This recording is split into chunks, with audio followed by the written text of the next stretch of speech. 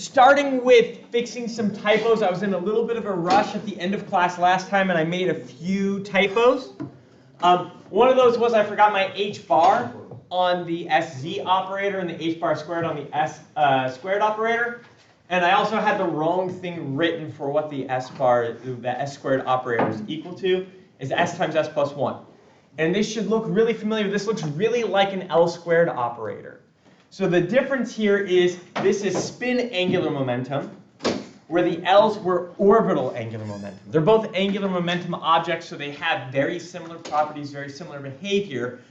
But it's important to make a distinction between the two, because when we start talking about a molecule or an atom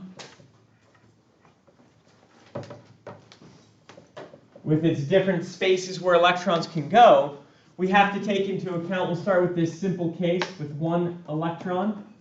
This is an energy scale. In this case, where we've got an electron in that 1s orbital, the orbital has orbital angular momentum, and the electron has spin angular momentum. So if we want to consider the total angular momentum of what's going on here, we have to consider both of those separate parts together. Now, we also had selection rules for how the orbital angular momentum can change, how the spin angular momentum can change, and how the total angular momentum can change. And there is a special case that I left off. Delta J is usually plus or minus 1. It can be 0 as long as J is changing, right? As long as that total angular momentum is changing, we can see a delta J of 0. So we've got these different selection rules, but we didn't really spend a lot of time talking about what those selection rules mean. We got to those right at the end. The place where this is useful, the places where this is interesting, is this gives us some idea of how spectroscopy is going to start to work. When we start looking at, okay, I've got an electron in this lower energy state, and I want to excite it by hitting the molecule or the atom with light, that electron moves, and there's rules to how it moves. Now, we can get into some details of those rules by looking at kind of the longest. So this was the short answer, and we can look briefly at the long answer. The textbook does a nice job looking at the long answer as well. I will remind you that that 1s, and since this is the spin up, we'll call this the 1s alpha. That is going to be an R10 for our radial part, a Y00 for our theta and phi part, and then an alpha for our spin part. And we use alpha for the m sub s plus a half, beta for the m sub s minus a half. We only have those two options for our electrons. And whenever we're doing this, we're really just doing this for electrons, so that's always what we're going to be looking at. At the same time, we can look at a 2s alpha, which is going to be R20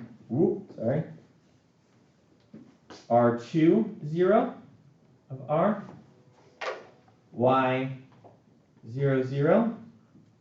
of theta and phi, and still an alpha part at the end there for our spin. Now, what's actually happening when we do spectroscopy? We could spend an entire quarter just getting into like this bit I'm about to do, time-dependent fields acting on a system. So when you shine light on something, it's an oscillating wave, right? It's an electromagnetic field. Right? We can think of it as a field. So that's going to essentially interact with the electron density around the molecule. And we can write down a kind of a transition probability. Switch colors to be dramatic. We can write down the transition probability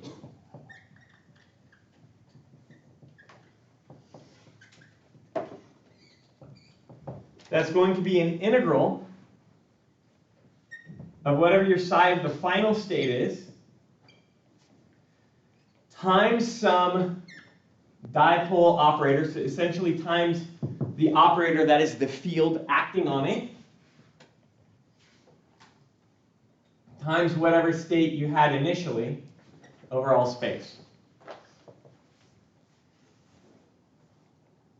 And the cases that we're kind of interested in are the cases where this is not 0. right? If the probability is 0, no transition is going to happen. So this field operator is essentially like the x component of your electromagnetic field, the y component of your electromagnetic field, and the z component of your electromagnetic field. So it's operating in all directions, and you can write down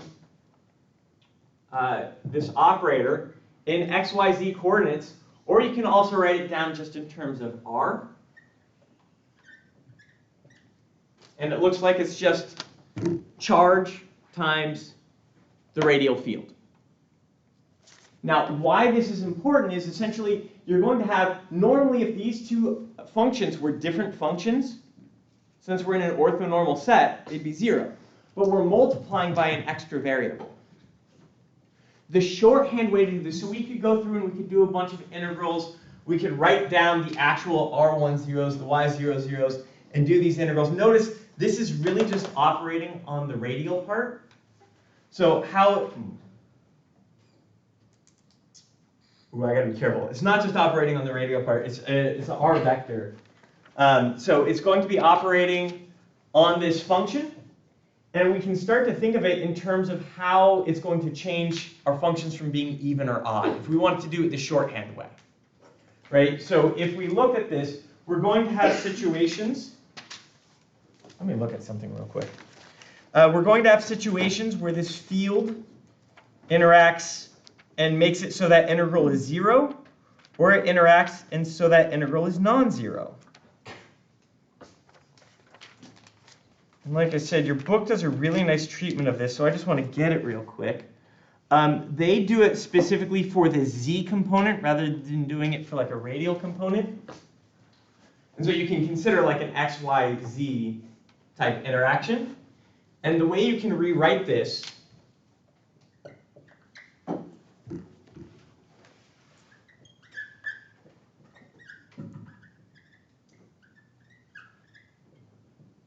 so the book rewrites this just in terms of one component, and you get a r times y10. You end up with,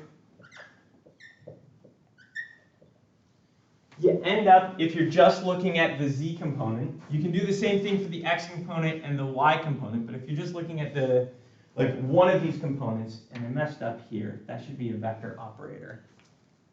So looking in three-dimensional space still. But if you just break it down in terms of the components, I'm leaving out some constants. The important thing here is you get some radial operation and some spherical operation. The only thing that matters is that this has changed to be a 1. Right? So when we look at how this is going to change, when we start looking at how this affects these integrals, you're going to end up with certain times where this ends up being 0 and certain times where this ends up not being 0. So when you're looking at your final versus initial, you need your L values to be different by a value of 1. That will make it so this term operating on it will give you a non-zero integral. So the selection rules are a quick way of looking at integrals and telling if they're going to be 0 or not. Now, as you can imagine, at some point, I might ask you to do, not on a quiz or an exam, but at some point on a worksheet, we might look at how we do one of these integrals, but we really haven't looked at doing an integral that has 3 spherical harmonic functions in it. And so the easy way to remember it is, if I'm looking at initial to final, that delta L of b plus or minus 1 will make it so it's a non-zero integral. I'm not saying what value for non-zero it is, but it's going to be a non-zero integral. And if the delta L is anything besides plus or minus 1, this third spherical harmonic multiplied in will make it so you end up with a 0 integral. So the selection rules give us a way to kind of do the shorthand of what transitions are allowed. When I start looking at this kind of transition probability, what will be non-zero, what will be 0, what will have 0 probability. And the non-zeros are going to be this delta L plus or minus 1. Not plus or minus 2, not plus or minus 3, not delta L 0, just delta L plus or minus 1. Question? Just kind of making sure when it's y1, 0, is it L and S now, or is it still L? No, this is still L and M sub L. Okay. So we always, whenever we have the y's, it's always L and M sub L. And this is just r radius times L and M sub L. Okay.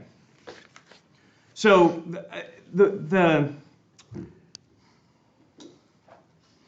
showing those integrals are 0 and non-zero is as tedious as what we did when we were just showing the spherical harmonics were orthogonal or not orthogonal. So you have to write down like all of the sign terms, the volume elements, and then you apply trigonometric identities to figure out which ones are 0 and which ones are non-zero. We should be able to do those. They take time. The shorthand is what changes are allowed and what changes aren't allowed.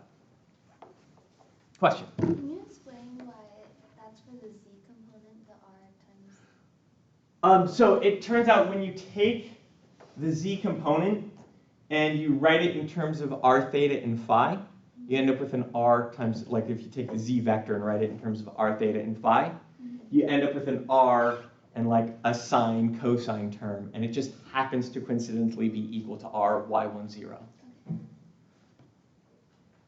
Coincidentally or intentionally? Yeah, we'll say coincidentally for now. So that is the short kind of what we call the hand-wavy answer for the L plus or minus 1. There's a lot more math we could go into behind the L plus or minus 1, but it has to do with solving these integrals with 3 spherical harmonics. The important thing is plus or minus 1 gives us non-zero integrals, which means there will be some probability of those transitions. So if I wanted to look at this electron being excited through photons, through some electromagnetic field, I could not, this transition would not be allowed, right? If I go from y00 to y00, my delta L is 0. That can't happen. What can happen is I can go to any one of those 3 states. If I go from a y, I didn't write this one down, but I'm going from y00 to a y10 or a y1 plus minus 1, those different terms, my L is changing by a value of 1. And so that will be allowed. For a single electron, you can kind of just do it. You can just look at the L values, you can look at the S values, and you can figure out what's going on. The S values, the fact that the delta S is equal to 0 means that this applied field does not operate on the spin, doesn't interact with spin. So when we shine electromagnetic radiation on an atom or a molecule, we're interacting with those electrons. It doesn't change the spin part, it only changes the orbital angular momentum part. So it's not affecting the spin part, it's just affecting the orbital angular momentum part. Now, there is a way where you can affect the spin part, but it's not through light radiation, it's through like thermal energy. So light radiation is going to affect the angular part, the orbital angular momentum, not the spin angular momentum, which is why we get this delta S 0. So that means when we go through this excitation, I'll end up with the same spin up. The spin won't flip. It won't switch from alpha to beta. It'll go from an alpha. It'll stay alpha as it's excited. If I want to do something to make it flip around, it's not going to be through shining light on it. Question over here and then over there. So it can't be like L plus 2? Like you can't go to another? Not with one photon. Right? So there are situations where you can excite to this state, and then you can say, oh, once I'm here, if another photon hits it, where does it go?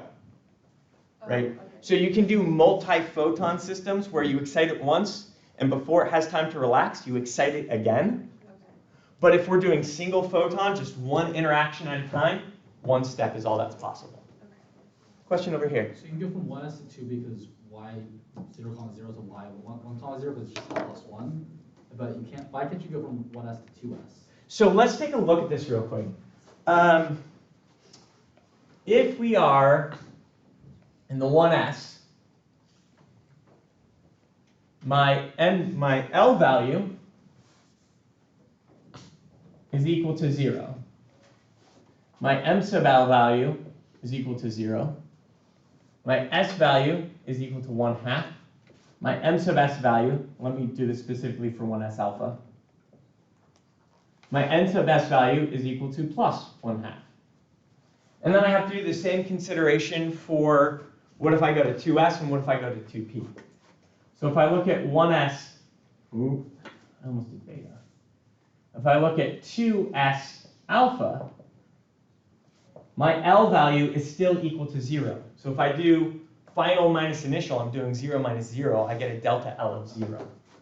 My m sub L is 0, my s value is equal to 1/2, and my m sub s value is equal to plus 1/2. Versus if I look at the 2p alpha, my L value is equal to 1. Delta L is going to be 1 minus 0. That'll get me a delta L of plus 1. My m sub L could be minus 1, 0, or 1. I could excite to any of these. All three of those will have an L value equal to 1. So I could go to any one of these three states. I don't have to go to just that first one. My S value is still 1/2, and my m sub S value is still plus 1/2. So in that situation, I'm not flipping my spin. If this m sub S changed, that could create problem. Well, actually, in this situation, delta S is always going to be 0 in this single electron case. To get this, and this is a capital S. I need to do a better job making these S's lowercase. I don't know if that looks more lowercase. But we have distinctions between using capital letters and lowercase letters. Question? When will m sub s be negative 1/2? We're about to do that. Okay. So there's a couple times where it could be negative 1/2, right? After we do this excitation with photons, all kinds of other things could happen that could flip those spins. Thermal energy can flip spins, kinetic energy can flip spins, other things could flip spins, but when we're just, thermal energy is the main one, random spin flipping. But when we're doing this photon, when we're doing like an electric field, light shined onto it, the spin doesn't flip. Now, if we started with something that was already beta, that was spin down, it would stay beta through that transition. Okay. So, how would we look at this? So that's looking at something like hydrogen, and we have all these options for hydrogen. So we can do, after we excite to the 2p, I didn't give myself enough space. Let's do this over here real quick, and then I'll change it in a minute.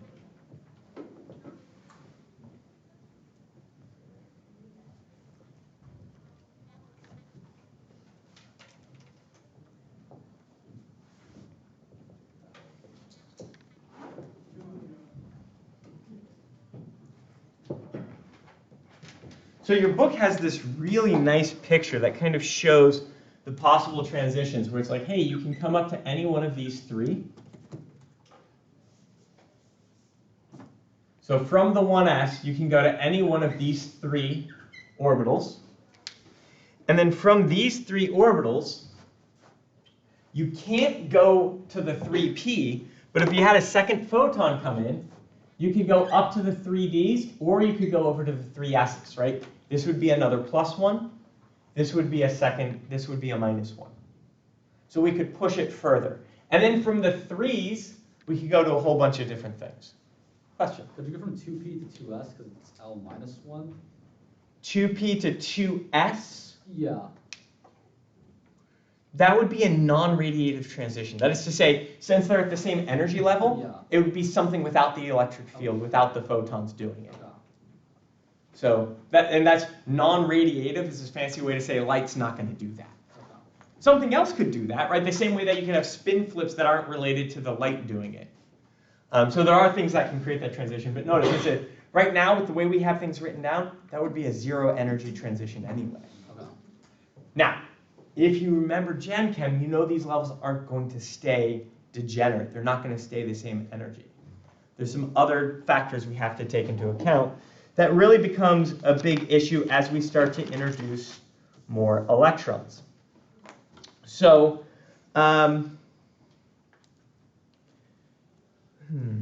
order I want to do this in. So the thing that I want to get to today is looking at this system called term symbols, which is a way to keep track of total angular momentum, total orbital momentum, total spin, angular momentum, and total angular momentum. It keeps track of all three of those things in one symbol. And the way those symbols look, I'll just write one of them, the symbol down right now. 2s plus 1 lj. Right? So it's a symbol that keeps track of your s values, your l values, and your j values in one symbol. And when we look at this, it's really cumbersome for systems that only have one electron. It seems pointless. Even some systems with 2 electrons, it kind of is like, whoa, why are we doing this whole thing? But as soon as you go past 2 electrons in the same state, you're like, oh my goodness, this is going to save me so much time. And that's what I want to get to today. So let's look at a simple case. Let's consider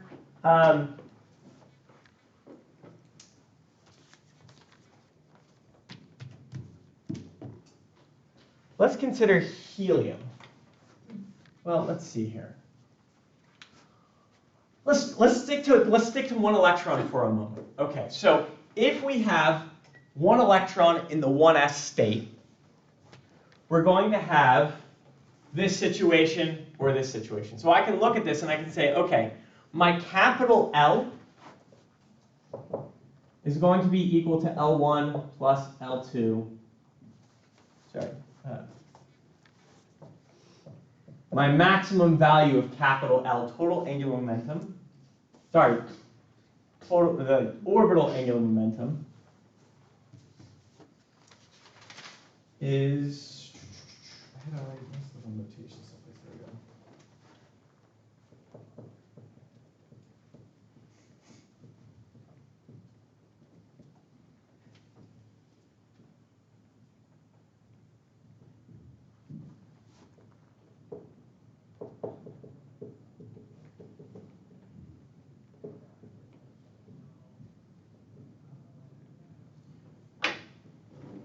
And we would add more together if we had more values there.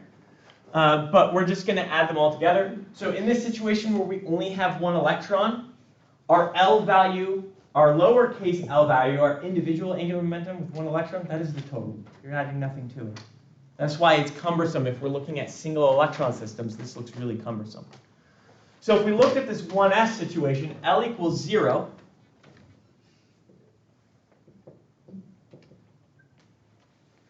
Which means my capital L is also equal to 0. My s value, lowercase s value, is equal to 1/2, which means my capital S value is also equal to 1/2. Right, because I'm going to have a similar equation here. My maximum S, switching colors, too many one color right there. My maximum S is going to be equal to S1 plus S2, where again, this is going to be my total spin.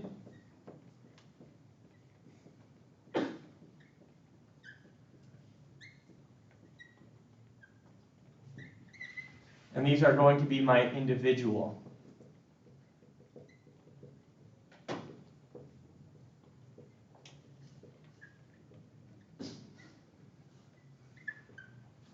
Those are going to be my individual spin angular momentums.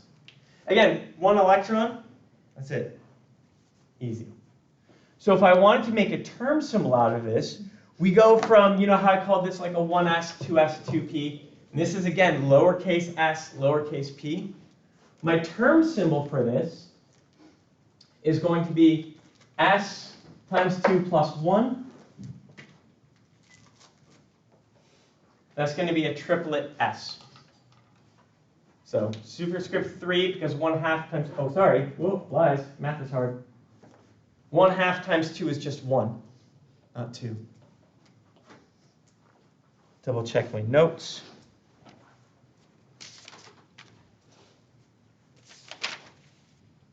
Yeah. Okay. Double S.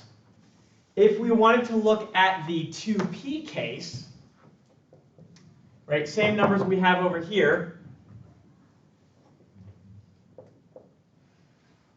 L is equal to 1. Since I've only got one thing there, my capital L is also equal to 1. My lowercase s is equal to 1/2. So my capital S is also equal to 1/2. This will give me a doublet P state. I'm not worrying about the J term yet. It doesn't really matter. It doesn't have a huge impact when we've got these single electron systems. And again, this is super clunky right now.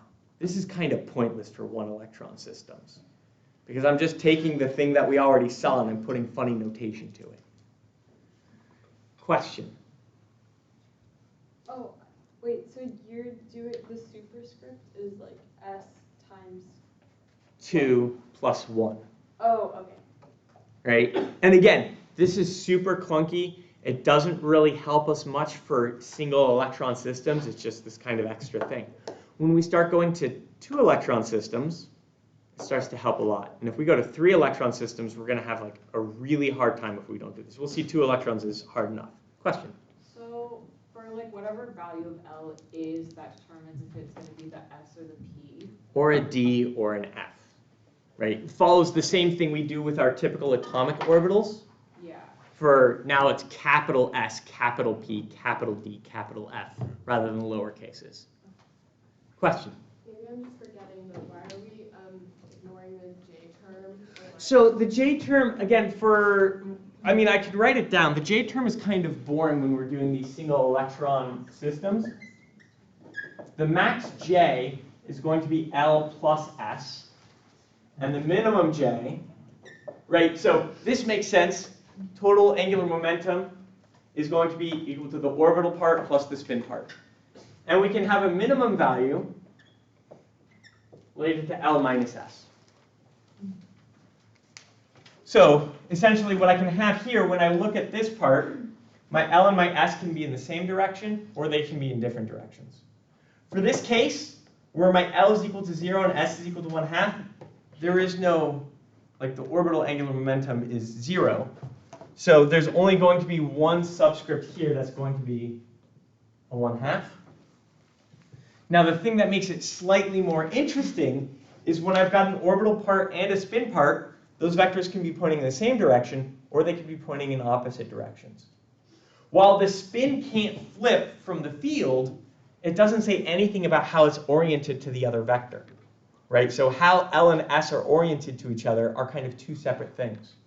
So I can have them pointing in the same direction, or I can have them pointing in opposite directions relative to each other. And that's going to give me, instead of just having one P system here, I'm going to have 2, right? I can have L plus S to L minus S. So if I do L plus S, I'm going to get a P3/2.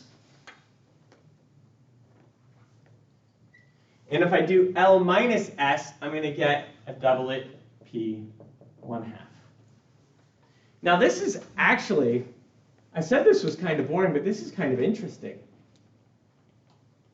Right? Because this already starts to give us the idea that there's some difference depending on whether the angular momentums, the spin and the orbital, are pointing in the same direction or in different directions.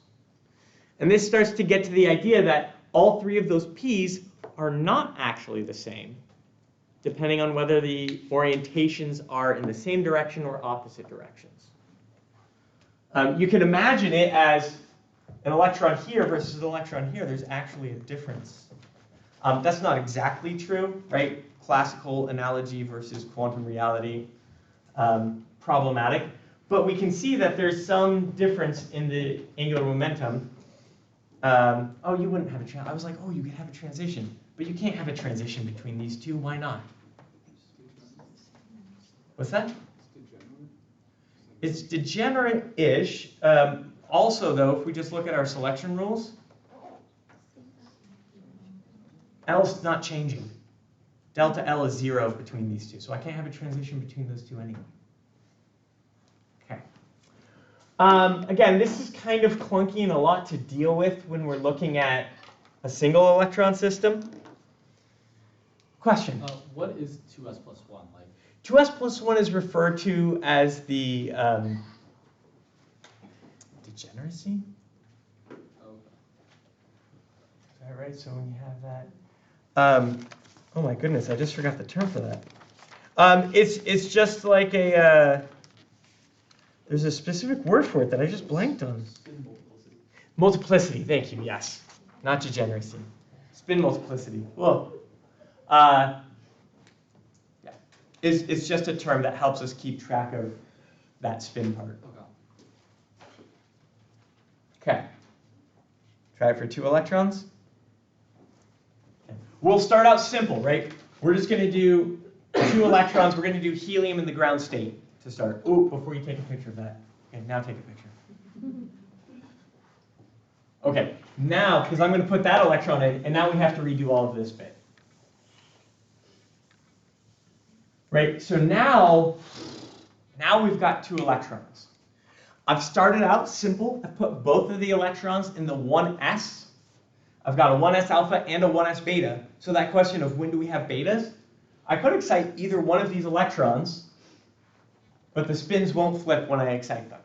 Whether I excite the alpha or the beta, they're going to stay pointed in those orientations. I can calculate my capital L value pretty easily. I'm like running out of ink in all my pens. My capital L value, because they're both in this 1s situation, is going to be 0 plus 0, which is equal to 0. My capital S value is going to be 1/2 plus 1/2 equal to 1. Right? They're both spin a halves. They're pointing in different directions, but they're both spin a halves.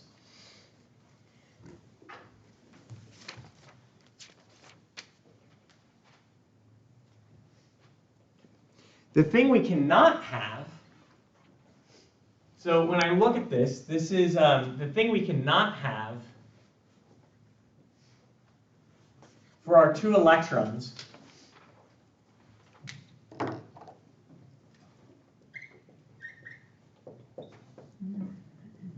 M sub L is equal to 0, M sub S is equal to plus 1/2. M sub L is equal to 0, M sub S is equal to minus 1/2. I can't have the exact same tracking numbers, quantum numbers, for the same electron. So not allowed.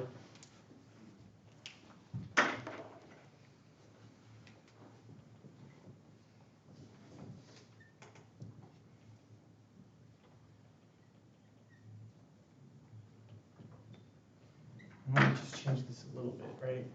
So the numbers for electron 2 cannot be the same as electron 1 together. This is referred to as the Pauli exclusion principle. And it essentially says you can't have 2 electrons with the same wave function. That would be like having 2 electrons directly on top of each other. It's not possible. Either the function has to change, which now includes the spin part.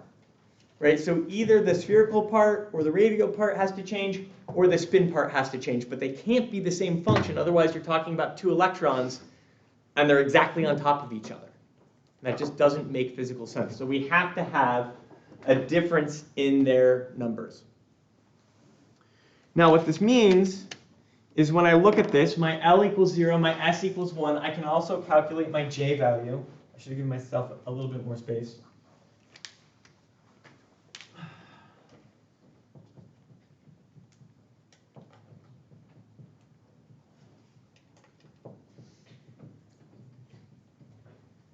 Great, so if I look at this L equals 0, S equals 1, this is going to be a triplet S. If I look at L plus S, that's just going to be equal to 1. So I've only got one system. I've only got one thing that I can look at for this ground state. There's only this one symbol. Everything's only had one symbol so far. We're about to change that. Question? So for the Pauli exclusion principle, it's fine that the M sub L's are both 0 because the M sub N's are positive and negative? Correct. Right. If the M sub S's were the same, the M sub L's would have to be different. Right. We just can't have the same, all the N, L, M sub L, M sub S can't have the exact same 4. Otherwise, you're just writing the same function twice. Yeah, so only one of the 4 has to be Only one of the 4 has to be different. At least one of the 4 has to be different. Okay. So this is looking at ground state helium. Okay, what if we do something to excite helium? And let's say we do it without radiation, because I want to keep it simple, so I'm going to write something that's not possible, at least not with light radiation. Are we ready for that? So this one's kind of boring. But let's do something weird. Ready? So we do something, let's say we hit it with, we heat it up. We hit it with fire. Right? So we're not using light, and using just fire, we're able to excite this electron up.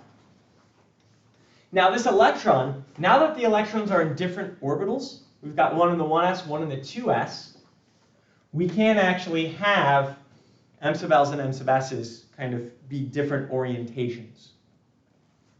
So once it's excited like this, I'm going to erase this bit and we're going to do it again.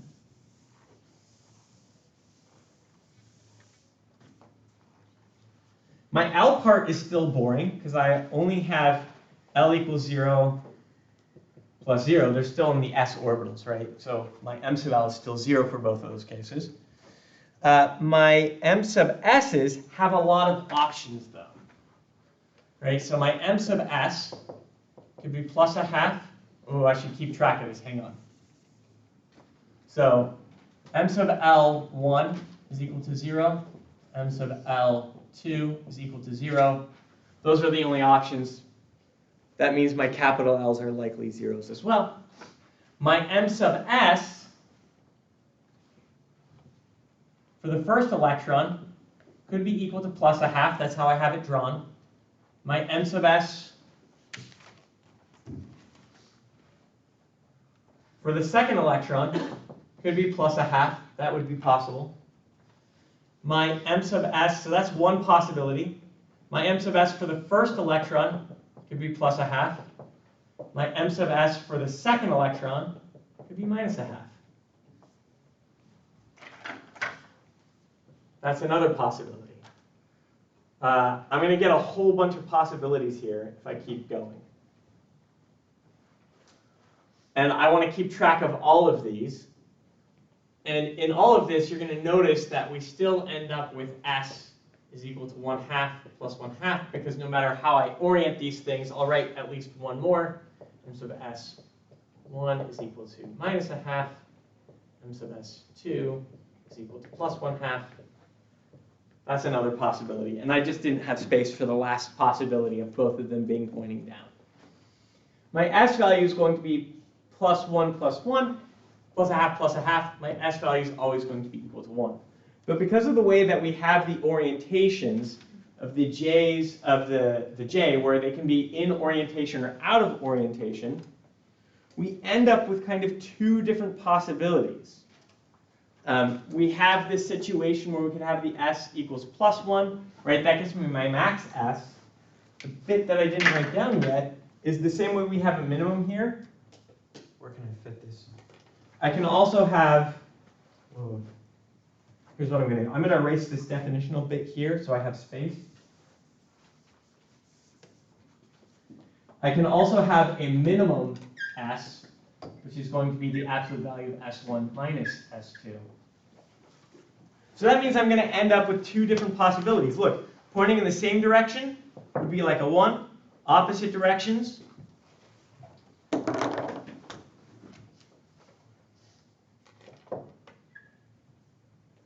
would be like a 0.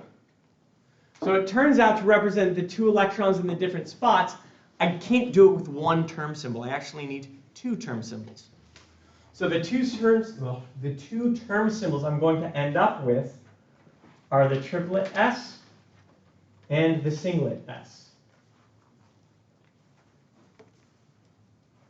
The triplet s are going to be these cases where the spins are pointing in the same direction. The other one I didn't write, where it's minus a half, minus a half.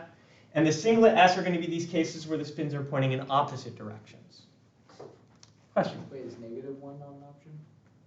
-1 is not an option because of the absolute value, right? So for total, it's vector. So we're looking at vector addition.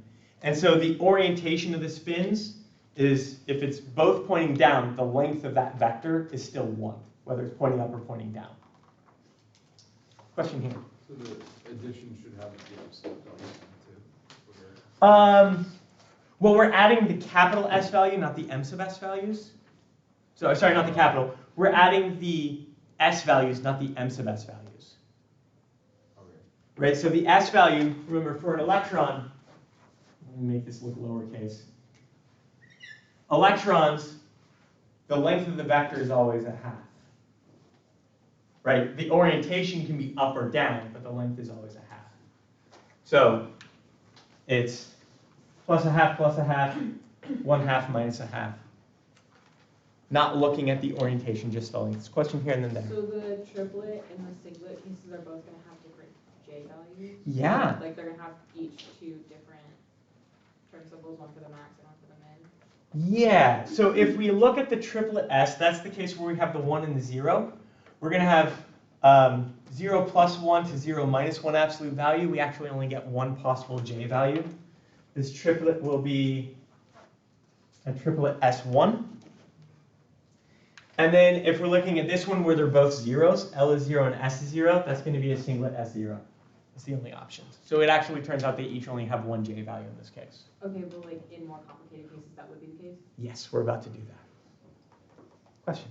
How come we didn't do this in the last example with the minimum S? With one electron, we didn't have that as a problem. With both electrons here, could I have done that? I guess I could have.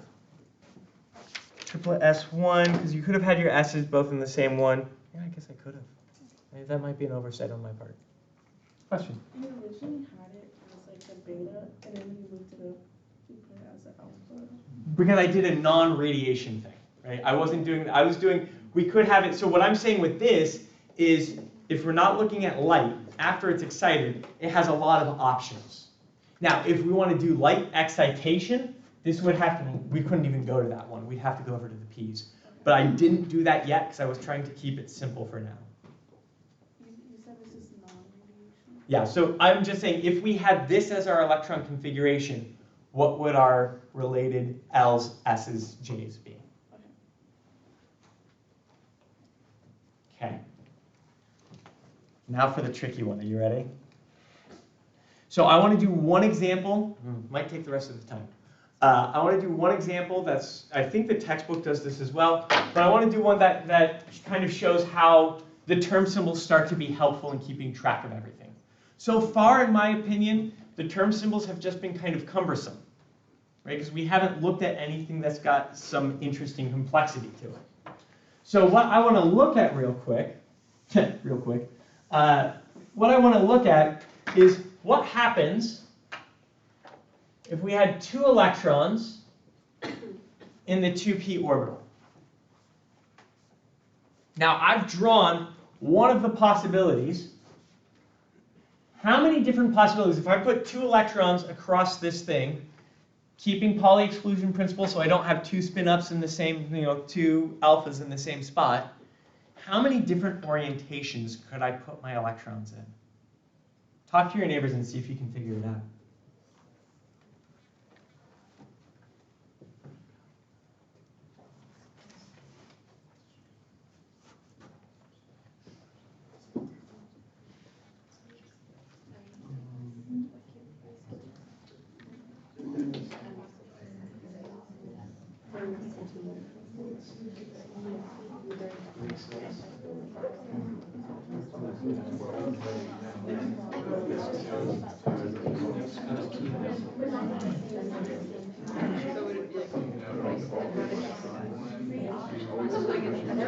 We play game now? Oh, no, no. Almost. I know you're right, but I'm like, it can't be that.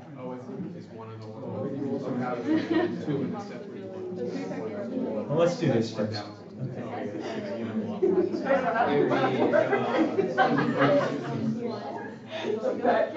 Because there's 6 possibilities.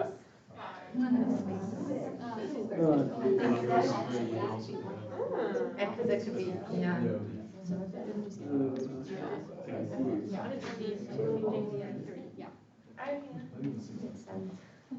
How many did you come up with? Does anyone know how to do 6 choose 2? From like high school, like combination permutation. You got buttons on it for your calculator. It's going to be, so essentially we've got 6 possibilities. We've got the spin up, spin down in each of these 3, so we got 6 different spots. We're putting two things in there. You end up with 15 options, right? And I can kind of see, I can have both in the same, where they're pointing in opposite directions. I can have them pointing up in this orientation. I can have them pointing down in that orientation. I can have essentially these repeated, where I have one up and one down, one up and one down. Let me try to keep some consistency so I don't lose track. One up and one down. And then one up and one down. That's another possibility. And then I can do the same thing with one down and one up, one down and one up, one down and one up. I think that's all 15. I don't think I repeated any. So what we have to do is, for all of these states, we have to figure out how their L's and S's combine to make capital L's and capital S's to figure out the selection rules, to figure out which transitions are possible. Yikes. This is where some term symbol logic becomes really handy, right? And I'm going to kind of do it 2 ways. I'm going to first do it in just kind of thinking about what's going on with these max values. And then I'm going to show you the tabulation, the table method, which I think is fantastic. It's really confusing when you first see it, but after you learn it, you're like, okay, cool. So my capital S value is always going to be 1/2 plus 1/2. So my capital S value is going to be 1, or it's going to be, if I want to get my minimum value,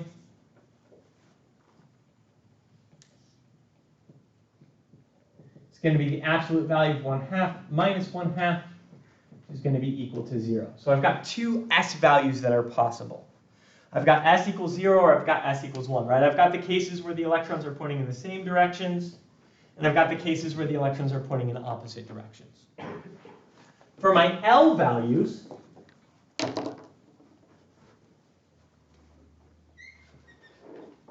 my max value of L is, they're all in the 2p, so all of their lowercase l's, all of their individual values are equal to 1.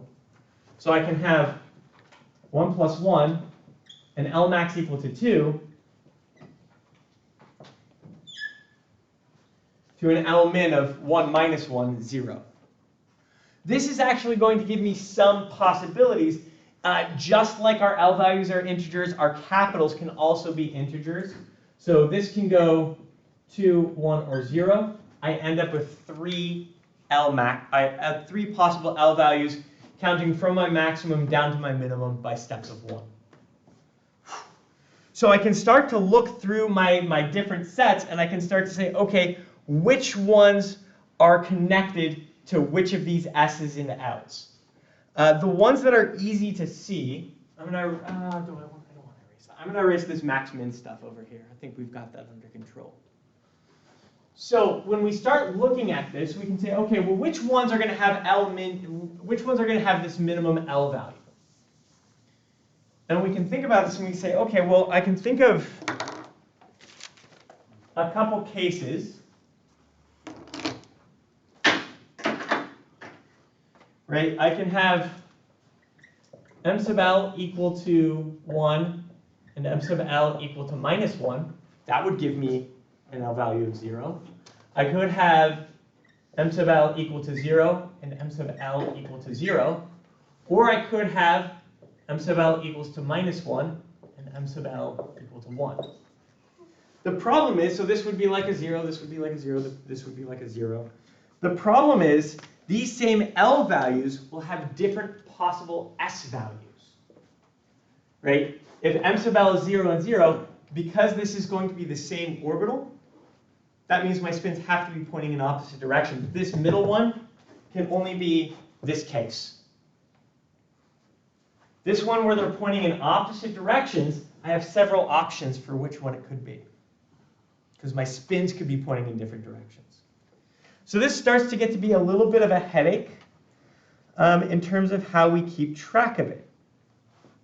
What we can say, though, is we can say, okay, in the case where my L value equals 0 and my S value equals 0. Whatever gives me my S value is equal to 0, that's going to give me some singlet S state. And in the other extreme of this, if I look at some case where my L value equals 2, so that's going to be like both in one end or the other end,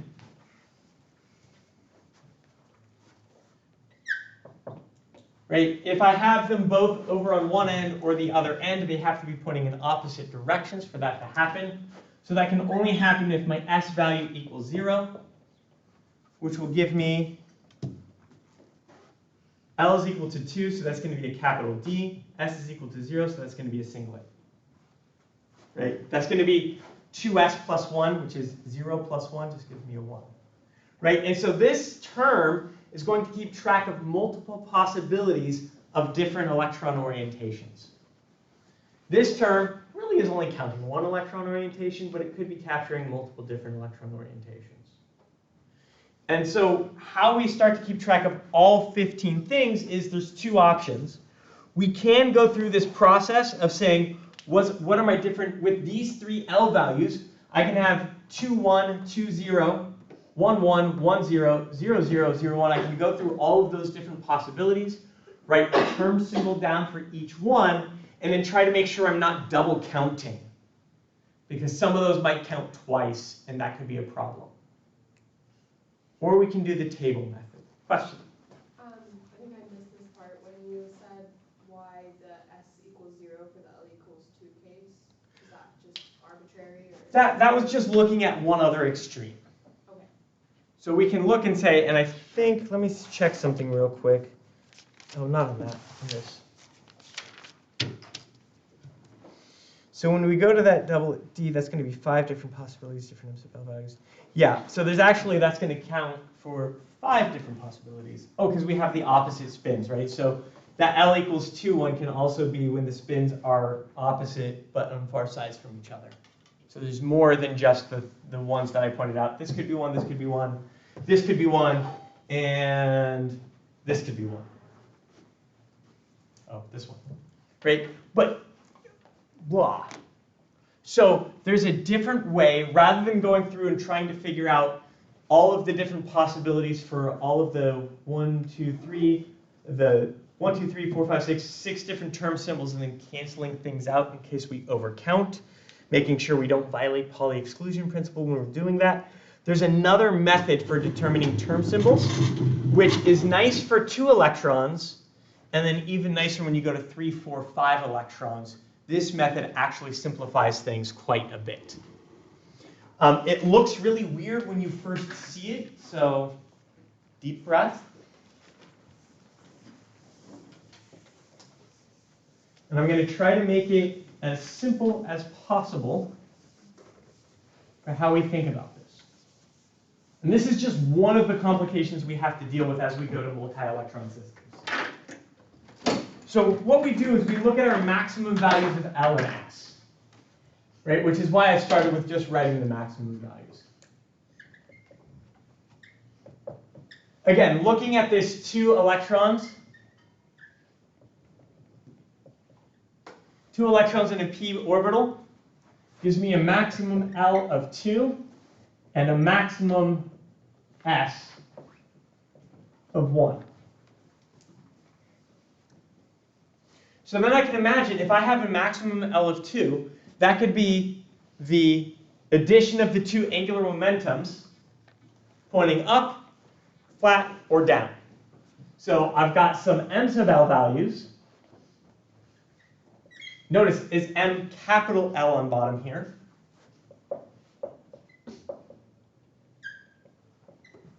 Can be 2, 1, -2, -1, 0, 1, and 2. My M sub capital S values could be -1, 0, or 1. Again, because I've got that spin, the 2 spins can point in the same direction, opposite direction, or both negative direction.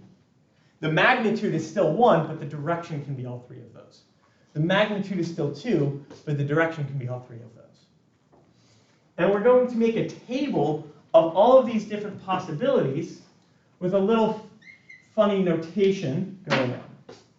I think when I do this in green, yeah, that's got the most ink. So we're going to set up a table. That's my M sub capital S values, my M sub capital L values. I can draw that a little better.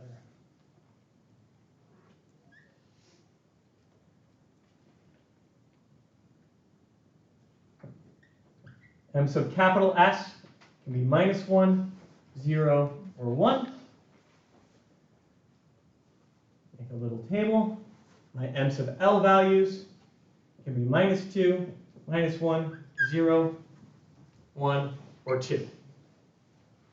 I'm going to give myself a little bit more space there because I know this is going to get full.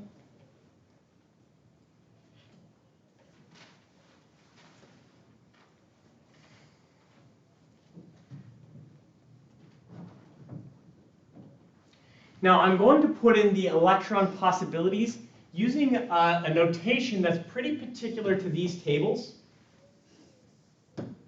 where we're going to use, so if I wanted to talk about this, let's talk about this particular electron system. The notation I would use to talk about this particular electron system would be the first electron is in the 0 minus state, the second electron is in the 1 minus state.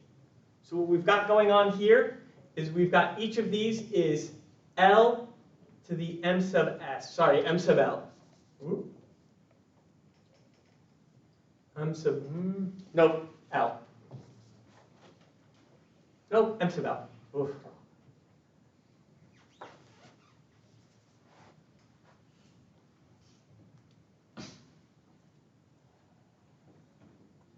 Right, so it's M sub L to the M sub S. And we don't do, because it's always 1/2, right, it's -1/2 or +1/2, we just leave it as minus or plus, knowing that the 1/2 is there. So we never put anything in these corners, because the only way I could get M sub L equal to -2 and M sub S equal to -1 is if I had a -1 to the negative and a -1 to the negative. Right? That's the same function. So we don't actually put anything in this top corner because of Pauli exclusion.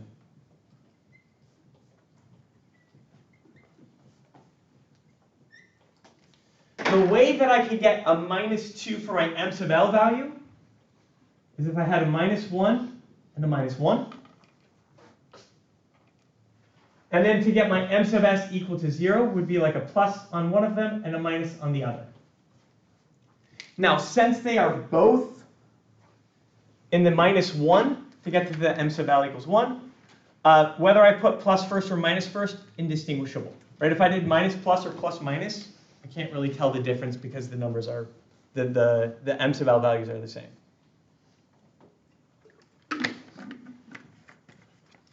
Over here, we don't end up with anything over here, again, because of Pauli exclusion.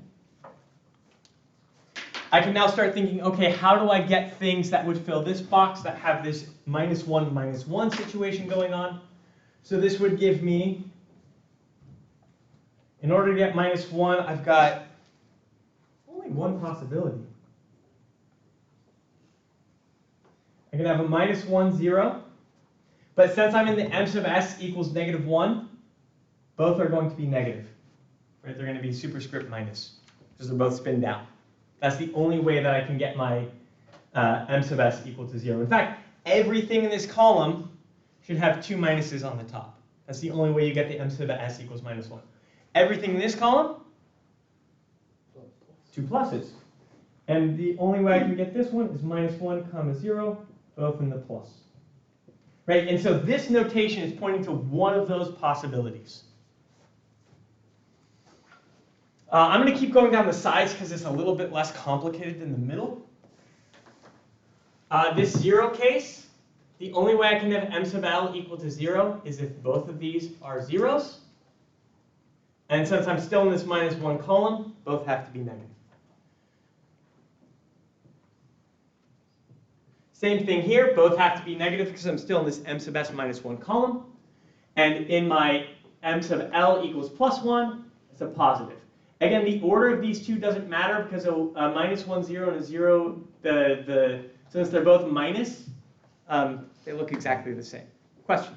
Why does the 0 minus not? Oh, Does that not exist? you're right. Sorry, that doesn't exist. That can't happen. How could I get a 0 there? Minus 1 plus 1? Yeah. I totally got too excited and I didn't do it right.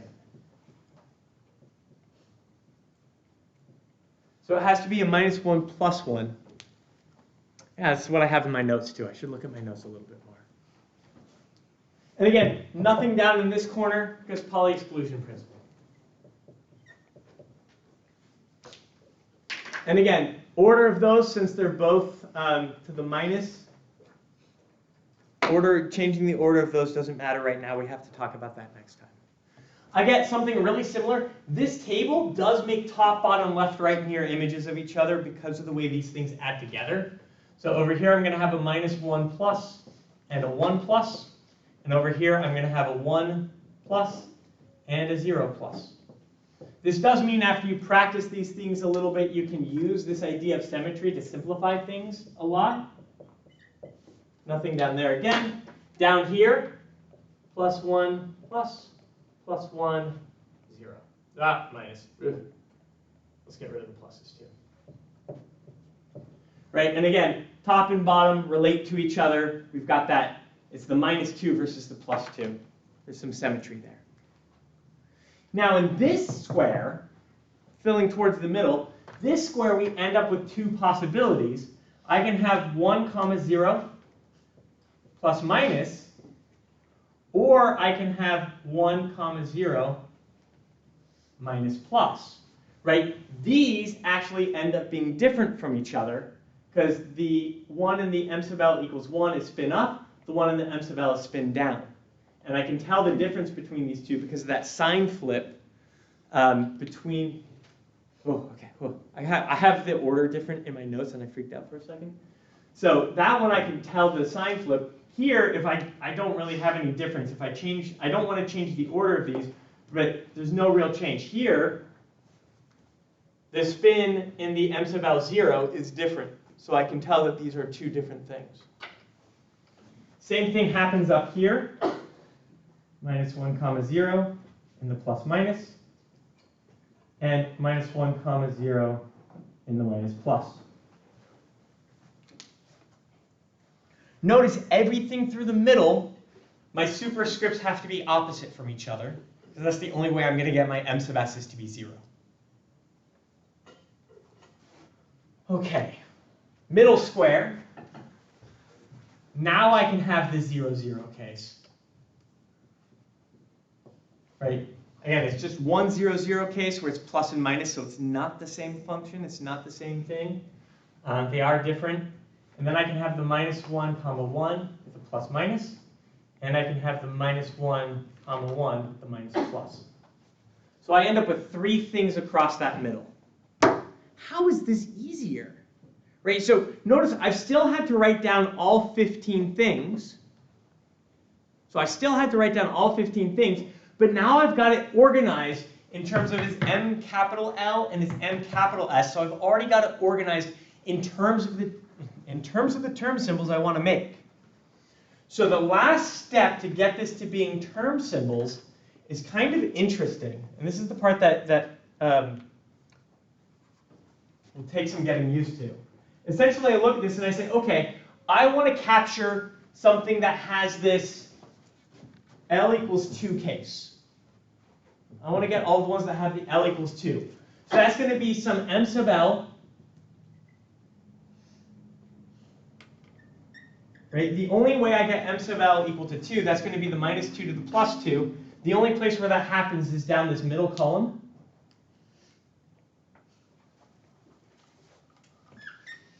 So that's going to be M sub L, or capital L, from minus 2 plus 2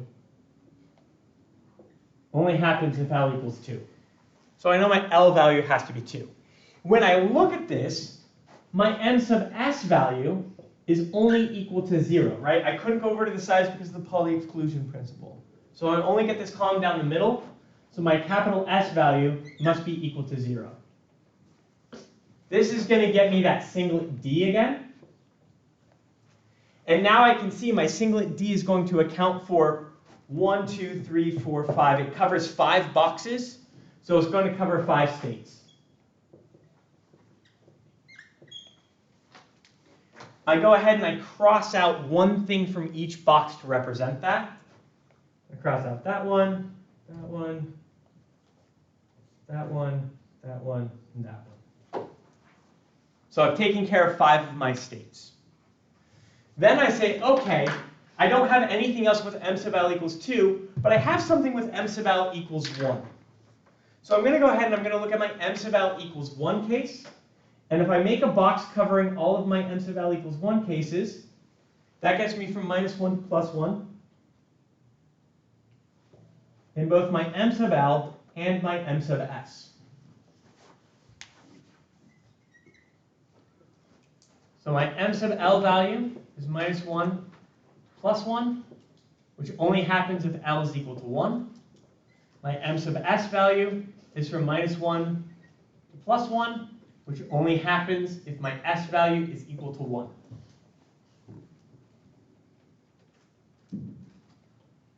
So in that case, that's going to be 2 times 1 plus 1. That's going to be a triplet P. And since this orange box that I drew covers 9 different squares, that's going to cover 9 states. And I'm going to cross out one state from each box that this covers, from each cell that this covers. So 1, 2, 3, 4, 5, 6, 7, 8, 9. There's only one, and you also notice 9 plus 5 is 14. There's only one state left. What color haven't I used? I don't want to do it in red. We'll do it in black here. There's only one box left. That's going to be this middle one. I have to do it over here. I didn't give myself enough space. My m sub l value is only equal to 0. That only happens if L is equal to 0.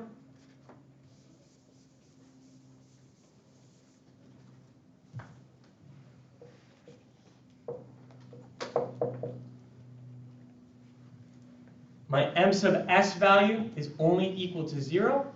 That only happens if my capital S value is equal to 0. And so this becomes a singlet S term symbol. It covers one state. And it's that one right in the middle. So I don't need to do 6 different things. There's only 3 ways that I can have electrons transition. There's only 3 ways that I can have electrons fill this area in. And so I only end up with 3 possible term symbols. Out of all of these 15 states, 3 things cover it all. Oh, that got twisted.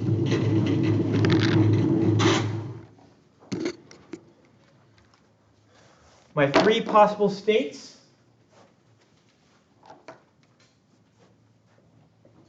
are the 1D,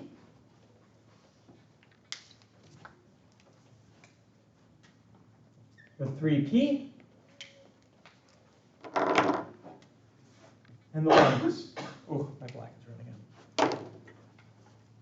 Now, I can also put my J values on there after all of that. You're like, okay, cool. That was dealing with the L values and the S values. I can now look at the J values. For this one, for the singlet D,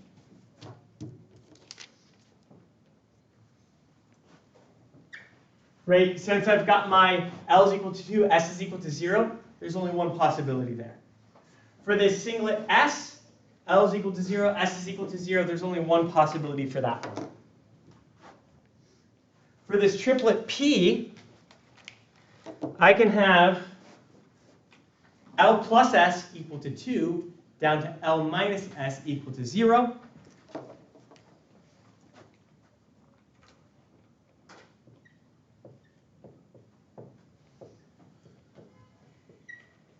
And so I've got those different possibilities. why did we go through all of this? Why am I doing this to you? So for 2 electrons, this is what it ends up with. Did I mess something How up? are there 3 if there's only supposed to be a max and a min? For the J value. For the J value,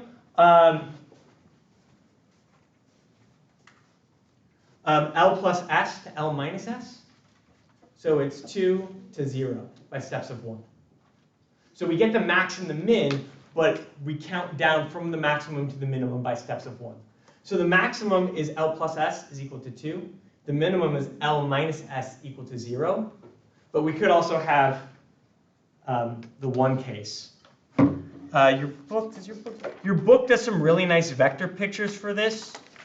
This is in section 8C. And they do some nice vector pictures for this. So this is a situation where your L and your S can be pointing in the same direction. Your S could be a 0 state, or they could be pointing in opposite directions.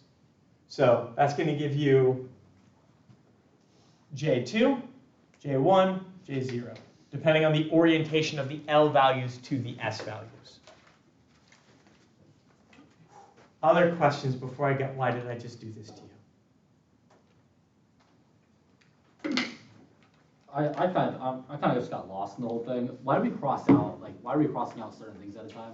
We're trying to keep track of how many, so when we write down a term symbol, it's not just taking care of one of the configurations. So this 1D state, since I can draw it covering 5 of these cells, that 1D state is actually taking care of, that 1D term symbol is taking care of 5 of these possible orientations. Why do we choose the first one specifically? What do you mean? Or so we cross out only one of them in each Oh, one? so we cross out one. That's just a bookkeeping system. Oh, okay. I'm not really keeping track of if the ones I crossed out are specifically assigned to the D1D. You just worried about how many? How many is the part that I was Okay, worried that about. makes more sense. Okay. Yeah. And why do we choose a middle column, and then why do we choose I chose middle column. You just start at one end. I started at the top, and I said, okay, the top I only have this 0 column. Yeah. So if I wanted, I can go from -2 to +2, and so I'm going to do 1 for that. Okay. And then I say, okay, well, what's the next highest thing? That's the -1 Okay, yeah. from the 1 to the 1, and I'm just kind of, again, trying to keep track of the different possibilities. Thank you. So, this by itself, just for this set of orientations, doesn't give us much. But it does tell us there's actually some transitions that we can have inside of these different orientations. My L values and my J values and my S values, S values shouldn't change. My L values and my J values are changing. Well, I have no transitions. Right, but you can start, you're like, oh, that's good. I didn't want transitions within the 2p. Right, but I've got all of these symbols, and what I can do is I can go back and I can say, okay, what was that situation where I had 1 electron lower? I can start to look at how I'm looking at the changes between 2 different possibilities. So I can say, this is my possibilities of my two electrons in the 2p case, and this gives me my starting point for considering my delta L's and my delta S's. Now if you're like, ooh, this seems like a lot of work for that, imagine, remember, this was a shortcut, so we didn't have to do the triple spherical harmonic integrals. So in terms of shortcuts, this actually helps us out a lot. We're considering our L and S part, so this is looking at the different possibilities for setting up how the electrons could orient with each other. We can start to look at, so this setting up the term symbols gives us the start of what we can look at for understanding allowed transitions. So we can look at this and we can say, okay, if I've got something that's like a 2p state, and the thing that's nice, we'll have to get to that later because we're almost out of time. But it turns out that the 2p and the 2 electrons in the p orbital and 4 electrons in the p orbital end up the same. Now, if you don't believe me, try doing this for 4 electrons and seeing how many different orientations you get. Right? When you have 4 electrons, because the main thing that happens when you have 4 electrons is you're still going to have 2 electrons by themselves, and so you end up with all these same values. So even though this seems complicated if we just did it for one thing, as we start to look at all of the possibilities that could happen, we get this nice kind of similar thing where we saw this symmetry come into it in terms of the ways that we consider things. That starts to come in as we start to increase the number of electrons. One electron in the p orbital and 5 electrons in the p orbitals, having one opening, those end up with the same term symbols. 2 electrons in the p orbital versus 4 electrons in the p orbital, having 2 openings, those end up with the same term symbols. So we start to get some nice shortcuts when we look at more situations. Same thing happens with you can imagine how this starts to look when we do the d orbitals. Trying to write this all out for 2 electrons in the d orbital is going to take more time, in my opinion, than doing the table method. So we'll look at that some next time. And again, this is the starting point. So these are the symbols. These are the total L's, the total S's, and the total J's that we would consider when we're looking at our selection rules for which transitions are allowed, which integrals are non-zero, and which transitions are not allowed, which integrals are 0. Questions? I see a hand. Yeah. How come there's only one E2? Like, why don't you do the... Why don't we have more options? When we look at our D state, L is equal to 2, S is equal to 0. So it's going to be L plus S to L minus S. So it's going to be from 2 to 2. Right, so our maximum J value is L plus S, which is equal to 2 in this case. And our minimum J value is L minus S, which is still equal to 2. So we only end up with one possible J value in that case. Question here. Is the purpose of counting like the states for each one just so we can count the possibilities? Yes. Right, we want to make sure we're taking into account all of the possibilities. Question. How did we even get the table, like the values in each little... So the values, to get the capital, so the main part is getting these side bits. And what I looked at was I looked at my maximum L value for all the possible L's that could, M sub capital L's that could happen, and my maximum S value for all of the M sub capital S values that could happen. And that got me my numbers across the top, my numbers down the side. And then I used this shorthand of my M sub L's and my M sub S's to essentially write these 15 states rather than just kind of randomly throwing them down, which is how I did this. I'm doing this in the particular orientation to put them into some orientation that's going to relate to the term symbols. Like, how does like the -1 line up to be -1, negative, comma, 0, negative? Or like, for which one? Like the one underneath the Pauli exclusion, like that one. Yeah. How did we get that there? Yeah. So I knew that I wanted to get an overall M sub L of -1. So I needed a -1 and a 0. I couldn't do 2 -1s. Oh. I couldn't do 2 zeros. So I couldn't do 2 positive ones. ones. You just add them? I just add them. Oh. Right? -1 plus 0 gives me the -1. Dude, knowledge. Makes sense now. All right. Yeah. Gotcha. Question there and then there. Can you repeat your explanation for why we don't have values for the spaces where it says Pauli? So in the Pauli exclusion principle, like the only way that I could get a number here, I'll do that in red. The only way that I could get a number in this corner, right? The only way I could get these to add up is if I had a -1 and a -1. That's the only way I can get -2 for my L value. Then the only way I can get my M sub S value is that if they're both negative as well. That's the same electron, right? It's the same thing twice. It's the same. It would be like drawing a configuration here where I'm doing 2 arrows up in one spot, right? And I'm writing the same wave function twice. Question? So each like number in the pair is representing one electron. Yes. So if we wanted to do this for 3 electrons, your parenthetical would have 3 things inside of it. Question? Can you do that table without drawing all the possibilities? Yes, you can do this. So you don't need to draw this to do the table. The table can be done independently.